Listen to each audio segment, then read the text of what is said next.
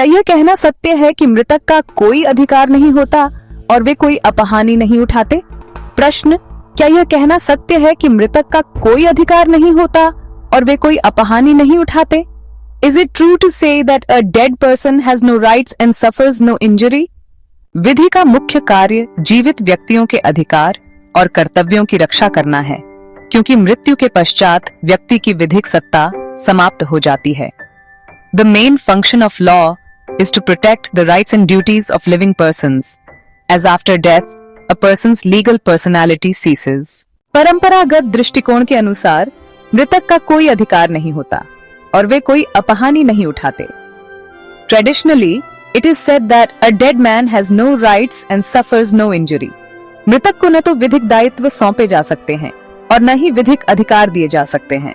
The deceased cannot be subjected to legal duties nor conferred with legal rights. यद्यपि मृतक का कोई व्यक्तिगत अधिकार नहीं रहता, परंतु उनकी गरिमा और प्रतिष्ठा का संरक्षण समाज और परिवार के हित में किया जाता है। Although the deceased has no personal rights, their dignity and reputation are preserved in the interest of society and family. शव के साथ दुर्व्यवहार करना अपराध है। Mistreatment of a corpse is an offense. कब्र की बेअदबी करना अवैध है। Desecration of a grave is unlawful. मृतक की मानहानि भी अपराध है यदि यह उसके परिजनों को प्रभावित करे।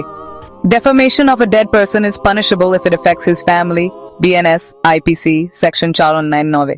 न्यायालयों ने माना है कि मृतक का कोई स्वतंत्र अधिकार नहीं होता, लेकिन समाज और परिवार की गरिमा की रक्षा हेतु मृतक के नाम, शव और स्मृति का संरक्षण आवश्यक है।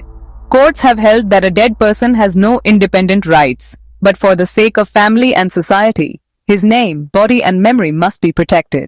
परमानेंट कातारा आसी union of India 1983। Supreme court ने कहा कि मृतक के शव के साथ गरिमा और सम्मान से व्यवहार करना आवश्यक है। The Supreme Court held that a dead body must be treated with dignity and respect. आश्रय अधिकार अभियान we union of India 2002।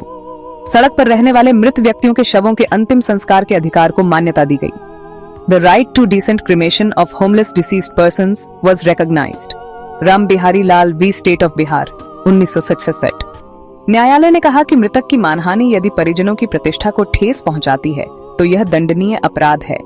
The court held that defamation of a dead person is punishable if it injures the reputation of relatives. Salmond, legal personality ceases at death. The dead man is nothing in the eye of law. Modern jurists, मृतक की गरिमा और सम्मान की रक्षा करना मानवाधिकार के सिद्धांत का हिस्सा माना गया है। अतः यह कथन केवल आंशिक रूप से सत्य है कि मृतक का कोई अधिकार नहीं होता और वे कोई अपहानी नहीं उठाते। Thus, the statement is only partially true that a dead man has no rights and suffers no injury. मृतक के व्यक्तिगत अधिकार समाप्त हो जाते हैं, परंतु उनकी गरिमा, प्रतिष्ठा और स्मृति की रक्षा समाज, परिवार और मानवाधिकार की दृष्टि से विधिक संरक्षण प्राप्त करती है। The personal rights of the dead cease, but their dignity, reputation and memory receive legal protection in view of society, family and human rights. Final exam ready line, मृतक का कोई अधिकार नहीं होता और वे कोई अपहानी नहीं उठाते। यह सामान्यतः सत्य है, परंतु आधुनिक विधि और न्यायालय मृतक की गरिमा, शव और प्रतिष्ठा की रक्षा करते हैं। This statement is generally true, but modern law and judiciary protect the dignity, corpse and reputation of the deceased.